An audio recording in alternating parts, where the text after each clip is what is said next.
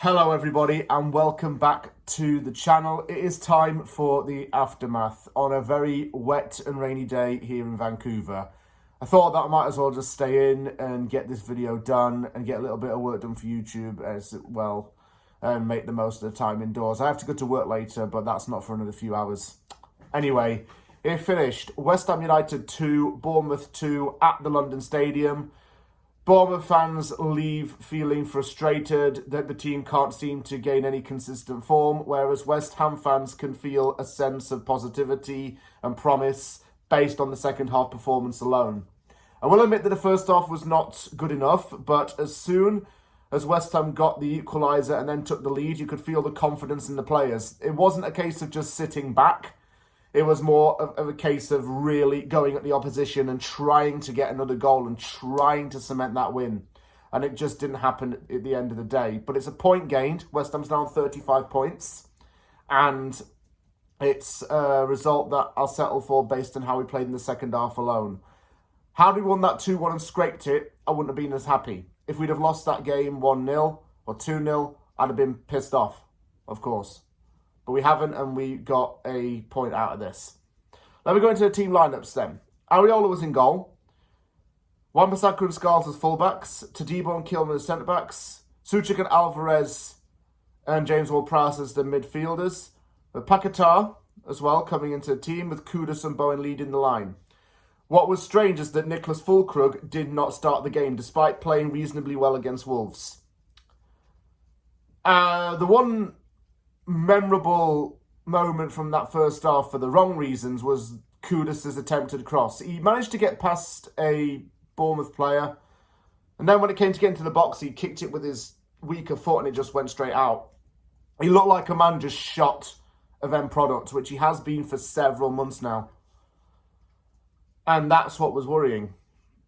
I felt that we didn't really have any chances to score. And then when Bournemouth did take the lead, it was through Areola's fault. And it's Areola's fault alone. We can't blame the defenders for this.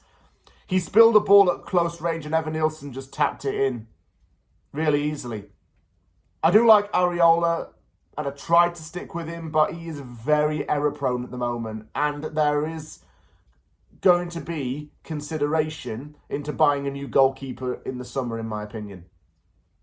It sometimes makes you wonder why Fabianski was dropped in the first place, because why would we do this when Fabianski did have some consistency, whereas Areola made mistakes and had that in him? It was a very boring first half with Bournemouth being 1-0 up going into the break. We showed nothing at all. And the only good player I think that I would have credited in that first half was Aaron Wan-Bissaka, because he was the one breaking up any movement from the Bournemouth wingers. Midfield was lacking a lot. Ward-Prowse couldn't get the ball forward. Suchek didn't get the ball forward.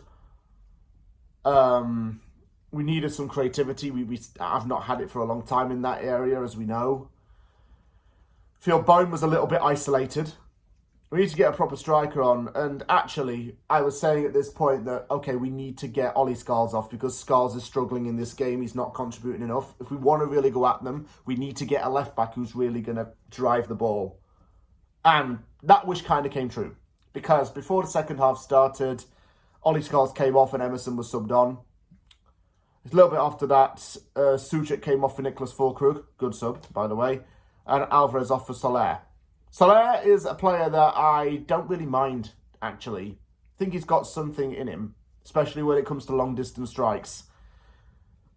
Thankfully, the substitutions did pay off. And, well, James Ward-Prowse finally contributed something for his first assist of the season.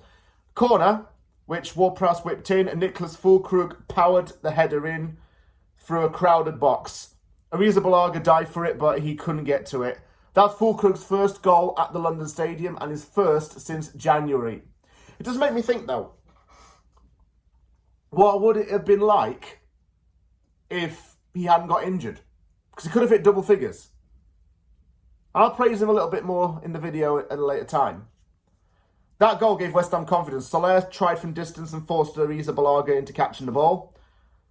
And then Throwing was taken. Kudus manages to get the Bournemouth player off of him. He puts a cross into the box and Bowen heads it into the right corner.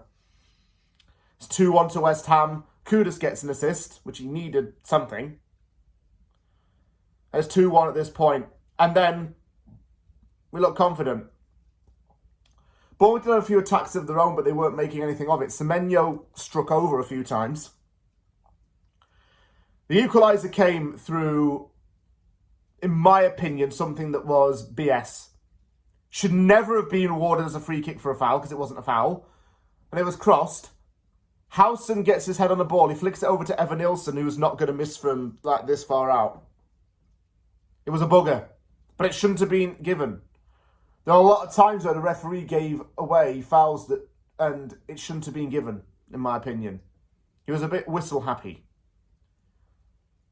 Tadiro came off for Mavropanos. Anyone who booed that substitution, by the way, you're an arsehole, because that's not fair. Kudus came off for Guilherme. And Guilherme made a brief cameo in this game, but he was energetic and vibrant. The only one criticism I have of him is that that cross should have been more of a cross than a shot. I think he was just being a little greedy. But I'll come with time not to do that. But I finished 2-2. And Niclas Füllkrug was the man who was everyone's man of the match, pretty much, from the West Ham point of view. He was brilliant from the moment he came on. Look, you all said he was 32 years old. You all said he's an old bastard. You all said he belongs on the film set of Jurassic Park. You all said that he belongs with, Spielberg and Goldblum and on a big screen in 1993. Nah. That's the year he was born, actually. Nah. I will confirm that Niclas Füllkrug is a proper striker. A proper, old-fashioned number 9 with a clinical eye for goal. He was Bundesliga top goal scorer in the 2022-23 season. It's just a shame he's not 5 years younger. But I'm happy for him. I'm glad that he's back from injury and he now needs to start in games. Wait until we get Somerville back as well, by the way. We'll have a bloody electric winger. Yeah. Disappointed that we didn't win, but it's 35 points, and I'll just do some quick maths for you. Southampton's now relegated, so bye-bye. Leicester's on 17 points at the time of recording. Leicester would have to win pretty much every single game from after Newcastle to the end of the season to even have a chance to overtake us, and they have worse goal difference. Ipswich would need to win 6 of the remaining 7 in order to overtake us and have better goal difference. It's not bad at all. In fact, relegation's not really on my mind right now. But that can change. But I'm not scared that we'll go down. I'm pretty chill, and yeah, I think one more victory for us, or even one more point in general, will keep us up.